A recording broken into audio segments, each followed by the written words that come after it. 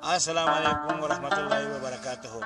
قدرمنو دوستانو اوریدونکو او لیدونکو، تاسو زمونږ د یوټیوب د نوي چینل سره منسلک کیږئ.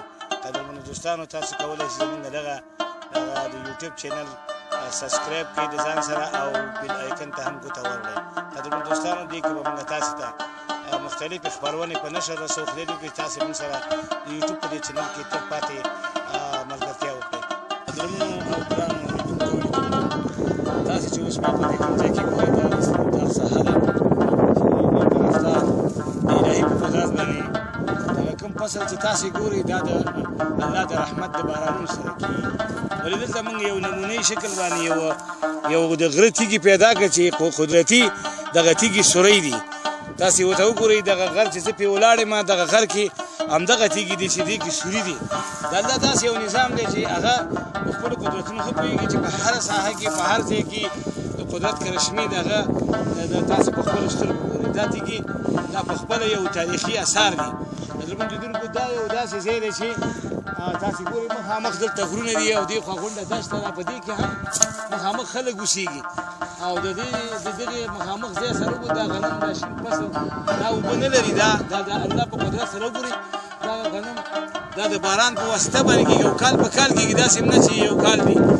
دا دوستانو د الله تعالی ډېر شکر ځای دی چې موږ تاسو ته ډېر زیات نعمت په نصیب کړی دی د هر قسم. داسې تاسو وګورئ چې دغه دښته کې د الهي په قدرت دا بوټي شنه شوي دي، سپلني شنه شوي دي، نور داسې اثار دي. په ټول کې داسې الله تعالی نعمتونه دي چې هغه د انسان د وجود لپاره ډېره فایده رسوي. لکه د خان صحابو پکې را پیدا شوي قدرتي کار دی.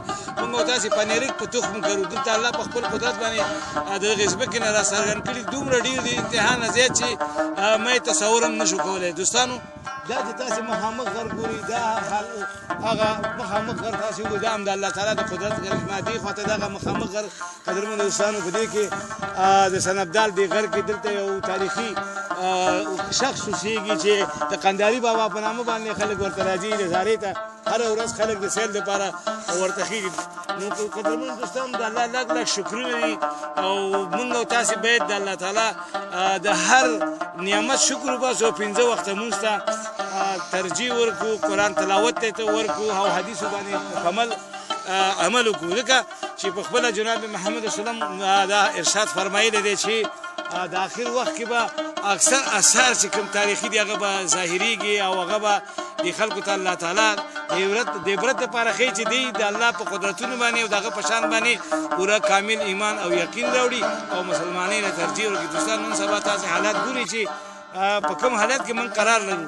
په دغې حالاتو کې دوستانو موږ ته څه پکار دي؟ د الله عبادت او د هغې د قرآن د تلاوت دپاره خپل ټیم ورکړو، 5 وخته مونځ وکړو او دغه وخت ضایع نه کړو. ځکه چې د قیامت د نشانو نه ډېرې زیاتې نشانې ظاهرې شوي دي. او تاسې ګورئ چې د جنګي حالاتو ته وګورئ چې په هر ځای کې جنګ یعنې دیګ باندې دی او دړې ته لاندې دي، اوربل دی او د هر ځای کې مسلمان او د مسلمان زندگی هغه د تنګېدلو په حال کې ده. په دې خاطر باندې چې الله دوی په ازمایښت کې او امتحان کې اچولي. دوستانو، نور وخت نه ضایع کومه، بیا به راځو تاسو ته د یو بلې ویډیو سره او د یو بل نظارې سره انشاءالله تاسو ته به حاضرېږو او د یو څو خبرو سره. اوس هم په لوی الله سپارو. خدای دې وکړي چې روغ جوړ او خوشحاله اوسئ.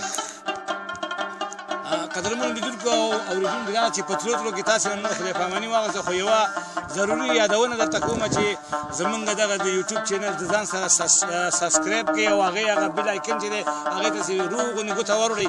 په دې خاطر باندې چې زمونږ د نوو موضوعاتو سره تاسې سره بیا حاضرېږو، د نوو خپرونو سره حاضرېږو. نو تر هغې پورې زمونږ د یوټیوب چینل سره ملګرتیا او زمونږ همکاري وکړئ.